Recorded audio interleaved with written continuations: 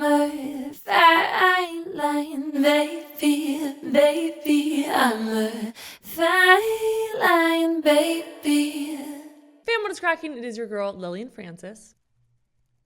In the last video, we talked about how I serially process my vocals using EQ and compression, de-essing, saturation, etc. And today we are pulling those vocals from my vocal project, pulling them back into my song project, and then using parallel processing to add things like reverb and delay and getting that big, vibey, spacious vocal sound. So if you haven't watched my video yet on serial processing, definitely check that out and then come back over here and let's keep learning. So like I mentioned, I break up my vocal processing into two separate stages, serial processing and parallel processing. But my serial processing is all about getting my vocals to sound crisp and clear and upfront through things like compression and high-end exciters, things like that. But then once I get them sounding really good, then I bring them into my project for the parallel processing. And here is where I add things like reverb and echo and get that really kind of spacious, wide, in-your-face sound. And there are a couple different reasons why I want to do reverb and delay as a parallel process. One, you can increase the wet signal without decreasing the dry signal. If you think about a reverb that you put on your track, you have a dry-wet knob, which means that as we turn up the dry-wet knob, we are getting less of our dry signal and more of our wet signal. And when it comes to something like vocals, which are super important and that we want upfront and really clear and legible,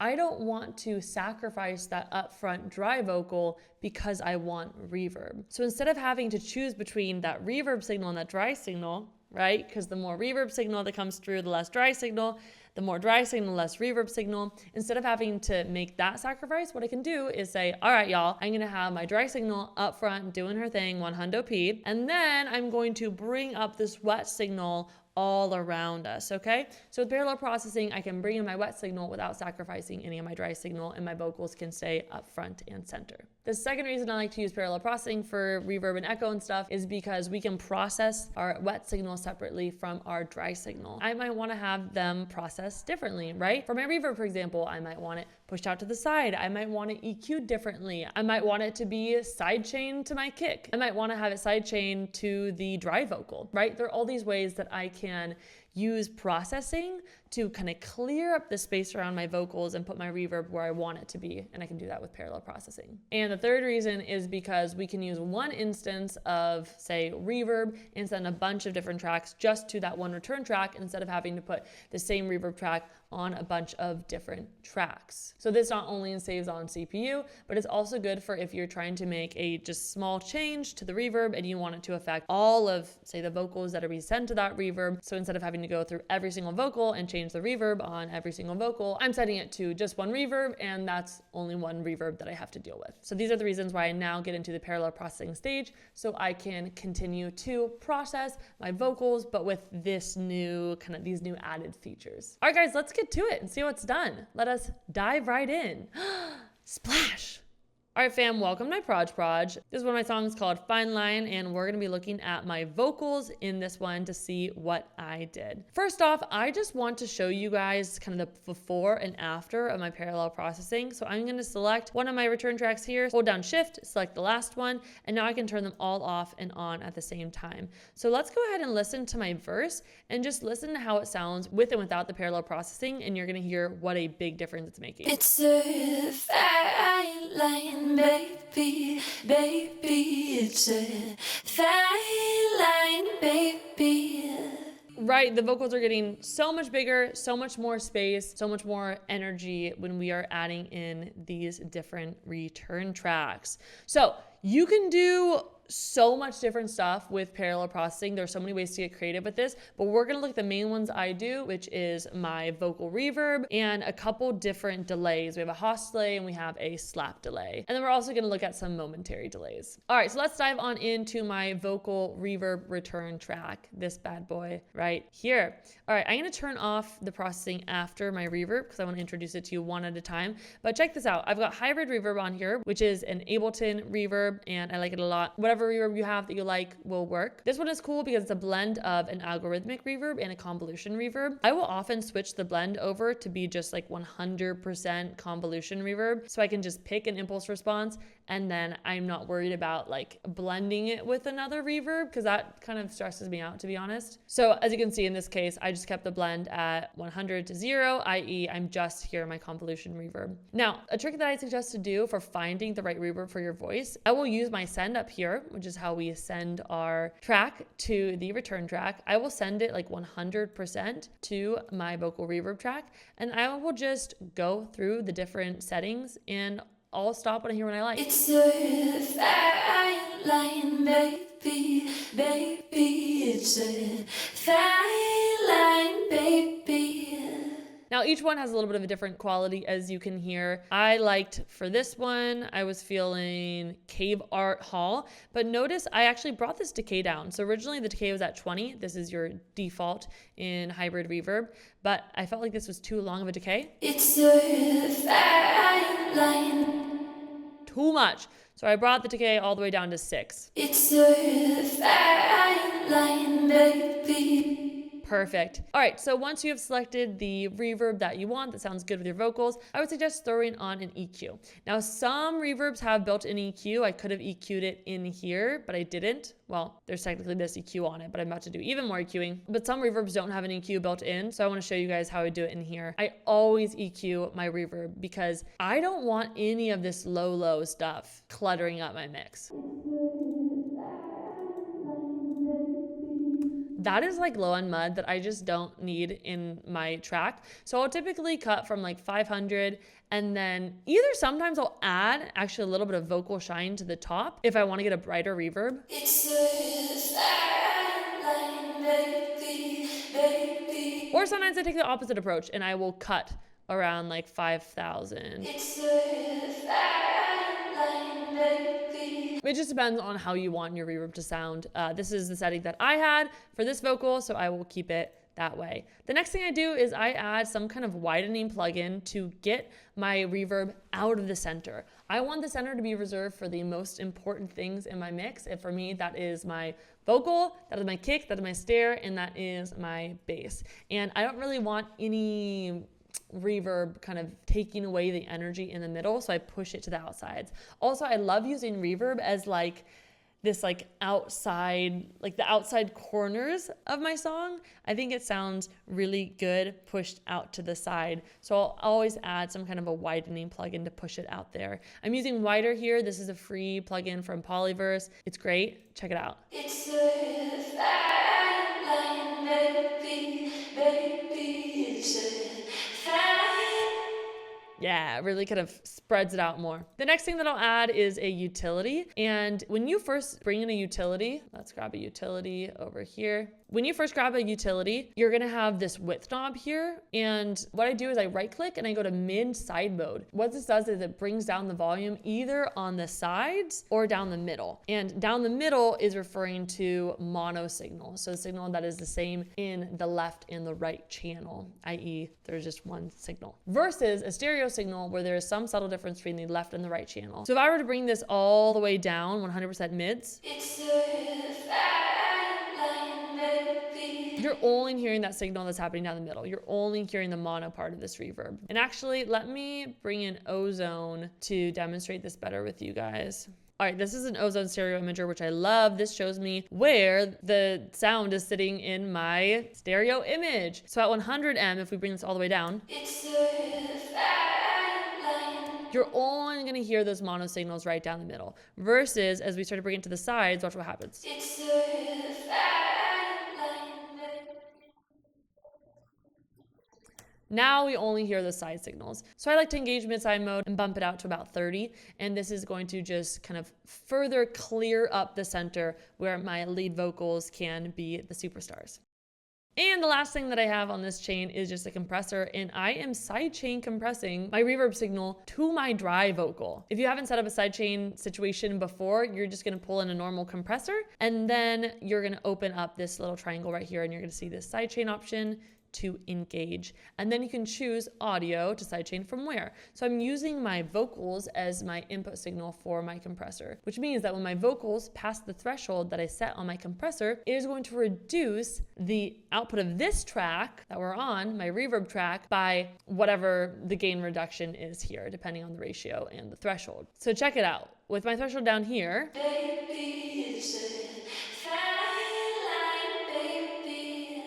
it's dipping anywhere from like -2 to -6 when my dry vocals are being heard. And the reason I do that is because, again, I'm trying to get my reverb out of the way of my lead vocal so that the reverb exists in all the spaces around my vocal, but my lead vocal is still up front and center and doing her damn thing. It's a fine line, baby, it's a... Nice. All right, so this is a very typical reverb return track for me. So now it's just a matter of dialing in the right amount. So you can see here that I actually re-engaged the automation I have, which we have some automation, which I'll talk about in a minute. I'm just gonna override the automation for now just to find kind of a level. So anywhere typically between like -20 to -10 is where I'll keep my reverb. But let me just show you, I'm gonna bring it all the way up and then I'm gonna bring it back down. Fine line, baby, it's a fine line, baby. Right, so for here, around -12, I think I had it at -15 beforehand, but it's all kind of in that range. But with return tracks, it's also really easy to create vocal throws. So if there are certain words that I want more reverb on than others, I can just automate that. And I automate it by just right-clicking my send and saying show automation. Now, I actually had automation on this that got overridden when I started moving my send. So I'm gonna press this little orange button up here, which will re-enable my automation. Now you can see that there are certain sections where I am throwing it up to almost, yeah, -5 to 0 here, and then all the way up to 0 here, 0 here. And you can hear that I just want that on specific words. Baby, it's a fine line, baby. Yeah, when I say fine, I wanted that to like fill up this space. So with automation, I can do that. Cool. All right, let's move on to our next parallel process, which is a Haas delay. So a Haas delay is a very small delay with a different left and right delay time. And it's anywhere between 0 to 40 milliseconds. And with a quick delay time like this, your brain doesn't process it as being a different signal. It processes it as being the same signal, but just wider. So what you can do is just throw in a delay. Here we can build this from scratch. Throw in a delay, unsync your left and your right times, and then hit sync here so that they turn into time. And then you can pick anything between 0 to 40. 2 and 11, 4 and 21. It doesn't really matter. Asterisk, asterisk, asterisk.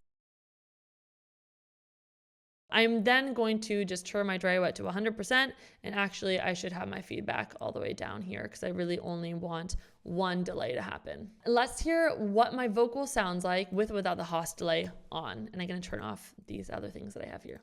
Fine line, baby, it's a fine line, baby, it's a fine line, baby. So hear how it's getting wider, it's sounding bigger, but we're not adding any more voices. That is the trick. All right, the next thing we're gonna do here is engage a high pass, and you could also just engage this high pass in the delay itself, but I'm always just, it's natural for me to just add an EQ afterwards. So that's what I did here. And that's also just to keep it from taking up too many frequencies in our frequency spectrum and kind of pulling it in a little bit. And the last thing we're gonna do is just another utility, pushing it out to the sides just like we did with our reverb. So now that we have our Haas delay all created, you're gonna find a good place for that to sit. So depending on whether you're throwing this on a chorus or a verse, and I normally throw them on both, but I will have just less on my verse, more on my chorus, because I want my chorus to be bigger, you're gonna come up with a different level. So this time I'm gonna start with it all the way down, and then we're gonna bring it up and see where we like it. It's a fine line, baby, it's a fine line, baby, it's a fine line, baby. So maybe around like -10 is good for this one. That's when I was kind of starting to hear it. But also, it does have a different quality, right? So I wouldn't necessarily want it the exact same volume as my lead vocal because I don't necessarily want that quality up front and center with my lead vocal. So we're going to keep it at -10 here. So it's creating width, but it's not like throwing off the timbre of my vocals. All right, the next thing we have here is a slap delay. And this is a delay that is kind of like a Haas delay, but it has a longer delay time. So anywhere between like 80 and 120 milliseconds. And again, they're going to be different on both channels so that we get that stereo width, right? In this case, what's making it stereo is the difference in the time of the delay. And then you'll see I also have a sidechain compressor doing the same thing that I was doing to the reverb, which is just bringing down the signal when the dry vocals are there because I just don't want them competing too much. I want to keep a little bit of clarity in this track. It's a fine line, baby. Listen to this if we add too much slap delay in the mix though. If I bring my C send all the way to 0. It's a fine line, baby. It's a hot mess. But if you bring it in at lower levels, it just fills in the space and creates like a depth and a width that is so nice. It's a fine line, baby, baby. It's a fine line, baby. It's a fine line, baby. Cool. So reverb, Haas, and slap, these are the three that I have on every single vocal and every single project of mine. But there are lots of other things you can do with parallel processing. Another one you can do that you might want to think about is parallel compression and doing like New York style compression, which is really intense compression, but brought in as a parallel process. So you would create a new return track, Option Command T, and then grab a compressor. I use glue compressor because that's the best one for the group processing. And we're going to be doing a group of vocals. And we're going to do the most intense settings possible. So attack 0.01, release at 0.1, ratio at 10, threshold all the way down, makeup gain all the way up. And now if we send our chorus to it fully, it's a fine line, baby, baby. It's a... Do you hear how much it comes fully forward, right? You have like so much of that low end energy coming up. You got that breathiness. Yeah, it can add a lot to a vocal. So actually in this case, if I'm doing compression, I'm not going to adjust the volume of the return track here with the send because our glue compressor is an algorithmic plugin, i.e. the quality of it changes depending on the input gain. So I want to keep the input gain the same. I'm instead just going to change the output gain of this glue compressor here. It's a fine line, baby. Right? If I were to change it here, watch what happens to this needle. It's a fine No effect. line, baby, baby. Hardly any effect. It's a Lots of effect. Right? We want a lot of that effect. We just want it turned down more. So in this instance, I'm going to just turn down my return track. I go ahead and solo the actual choruses and the return tracks so we can hear them both and find a good level. It's a fine line, baby, baby. It's a fine line, baby. Oh yeah, that sounds good. Okay, let's do a little on and off comparison. It's a fine line, baby, baby. It's a fine line, baby. Wow, they sound way more upfront. And then I guess I'll just note a couple more of my parallel tracks, which have, in this case, I think I have a half note delay and then this really verby delay, which is cool that I wanted to show you guys. And I'll actually put this down in the bio so you can download it if you want. But essentially what it is a reverb and a echo, and it makes this like kind of like, I'll show you. Your eyes take a sip. Sick. All right, that's enough parallel processing for now, but let's go ahead and just on and off that real hot quick so you can hear kind of everything we did, turn it off, turn it back on, see how it makes the song come to life. Let's solo it for now and then we'll unsolo it. It's a fine line, baby, baby. It's a fine line, baby. Oh my God, is that satisfying? Woo! Sick. Okay, I would love to know if you guys also do parallel processing with your vocals. What is your favorite parallel process to do? What have I not mentioned here that you guys love that I should try out next? I would love to hear. This is so much fun. I love vocal processing. This has been a treat and a pleasure to talk to you guys about it today. And for those of you who want more, I do teach mixing courses. The link is going to be somewhere down there, probably in my bio, where you can get on the wait list for the next time I hold a mixing class. Because if you like this, we got a lot more of that where that came from. All right, guys, that is all for today. I will see you next time. Goodbye.